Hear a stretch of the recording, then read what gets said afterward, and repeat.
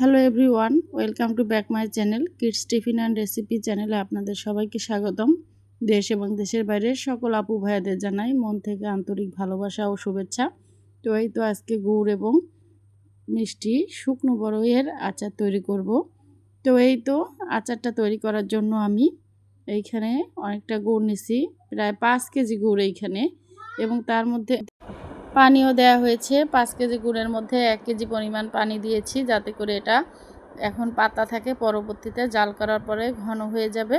এবং এখন বড়ইগুলো আমি বেছে নেব। এই যে শুকনো বড়ইগুলো বেছে আমি প্রায় আধা ঘন্টার মতো ভিজিয়ে রাখবো। ভিজিয়ে রাখার পরে তারপরে আমি এটা পরিষ্কার করে এর ভিতরে দেব গুড়ের মধ্যে, যখন গুড়টা আসলে ব্লক চলে আসবে তখন।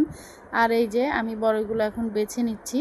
এইখানে এই যে কালো কালো বড়ইগুলো, এগুলো আমি এক সাইডে বেছে রাখবো, যেহেতু এগুলো আসলে নরম আছে, দিলে সমস্যা হবে না, কিন্তু আমি এগুলো দিব না, দিলে আসলে দেখতে ভালো দেখা যাবে না। যেহেতু অনেক বড়ই আছে, এগুলো বেছে ফেলে দিই। নষ্ট হয়নি, নরম আছে, কিন্তু আসলে এগুলো অনেক পরিমাণ শুকায় গেছে, এর জন্য এরকম কালো হয়ে গেছে। এই যে সম্পূর্ণ বড়ই আমার বাছা হয়ে গেল। বড়ইগুলোর আসলে এই যে বোটগুলো, এগুলো সব ছাড়াই নিতে হবে, তাহলে আর কি পরবর্তীতে খেতে গেলে আর সমস্যা হবে না। তো এইগুলো আমার এই যে বাছা শেষ। আসলে বড়ইর অনেক উপকারিতা আছে, বড়ই বা গুড়ের সব কিছুরই উপকার আছে। যেহেতু আমাদের বাচ্চারা বাইরে থেকে কিনে খাওয়া তো নিরাপদ না, এর জন্য আমি ঘরেই তৈরি করে দিলাম টক ঝাল মিষ্টি আচার। এটা আমি মিষ্টি বানাবো, যেহেতু বাচ্চা খাবে এর জন্য, আর কিছুটা পরিমাণ আলাদা রেখে দেব, সেইটা আমি আর কি ওর ভিতরে ঝাল দিয়ে টক ঝাল মিষ্টি আচার বড়দের জন্য। তো এই তো পানি নিয়ে আসছি, এই পানিতে আমি ভিজিয়ে রাখবো এখন আধা ঘন্টা। পরে এখান থেকে উঠিয়ে পানিটা ঝরিয়ে তারপরে গুড়ের মধ্যে দিয়ে দেব। একটি জটিল কার্বোহাইড্রেট যা রক্তে খুব দ্রুত মিশে যায় না, বরং ধীরে ধীরে দীর্ঘ সময় ধরে শক্তি সরবরাহ করে। শীতের দিনে শরীরের তাপমাত্রা স্বাভাবিক রাখতে এবং ক্লান্তি দূর করতে একটি দারুণ কাজ করে। ত্বক ও চুলের যত্নে এতে থাকা প্রাকৃতিকভাবে উপস্থিত ভিটামিন এবং মিনারেল ত্বককে ভেতর থেকে পরিষ্কার রাখতে সাহায্য করে। এটি নিয়মিত খেলে ব্রণের সমস্যা কমে এবং ত্বকে লাবণ্য ফিরে আসে। লিভার ডিটক্স করে, শরীরের ক্ষতিকর টক্সিন বা বিষাক্ত উপাদান বের করে দিয়ে লিভার পরিষ্কার রাখতে খেজুরের গুড় সাহায্য করে। ডায়াবেটিক্স, যদি এটি প্রাকৃতিক মিষ্টি, তবে এতে প্রচুর ক্যালোরি এবং সুগার থাকে, তাই ডায়াবেটিস রোগীর ক্ষেত্রে চিকিৎসকের পরামর্শ অনুযায়ী খেতে হবে।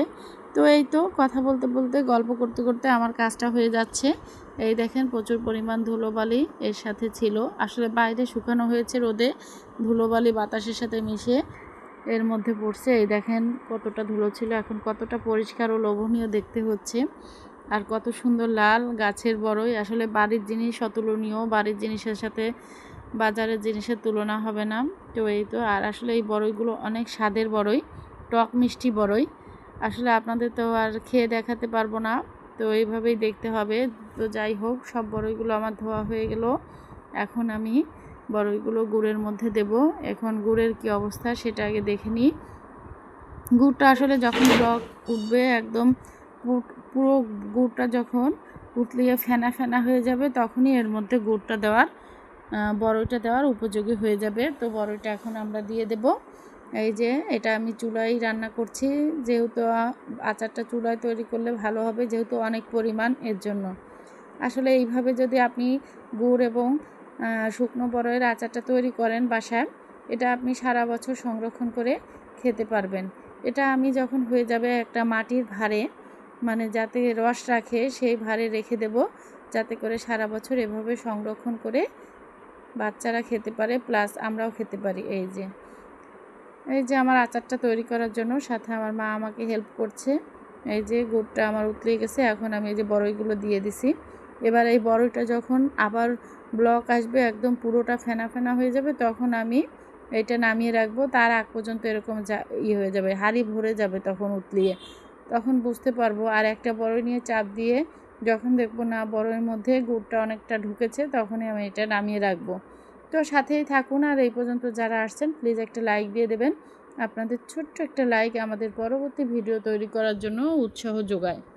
যদি আমাদের চ্যানেলের ভিডিওগুলো আপনাদের ভালো লেগে থাকে অবশ্যই চ্যানেলটা সাবস্ক্রাইব করে পাশে থাকা ছোট্ট বেল আইকনটি বাজিয়ে দেবেন, যাতে করে পরবর্তী ভিডিওগুলো আপনার সামনে চলে যায় এবং আপনি আপনার সময় সুযোগ করে দেখে নিতে পারেন।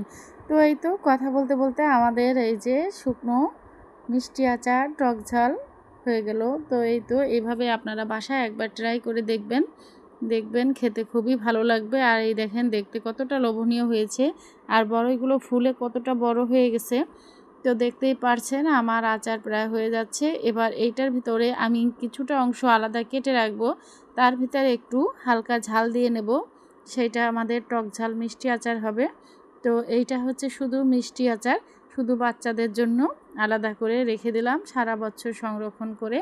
এতে করে আমরা যখনই বাচ্চারা খেতে চাবে তখনই আমি একটু একটু করে ওদের খাওয়াতে পারবো। তো এই দেখেন দেখতে কতটা ভালো লাগছে। জানি না আপনারা কিভাবে দেখছেন, আপনাদের কাছে ভালো লাগছে কিনা, কিন্তু এইখান থেকে দেখতে খুব ভালো লাগছে। আসলে ক্যামেরায় কেমন দেখা যাচ্ছে জানি না। তো এই তো এতক্ষণ যারা সাথে ছিলেন সবাইকে অসংখ্য ধন্যবাদ। সবাইকে ধন্যবাদ জানিয়ে আজকের মতো বিদায়। আল্লাহ হাফেজ। আসসালামু আলাইকুম।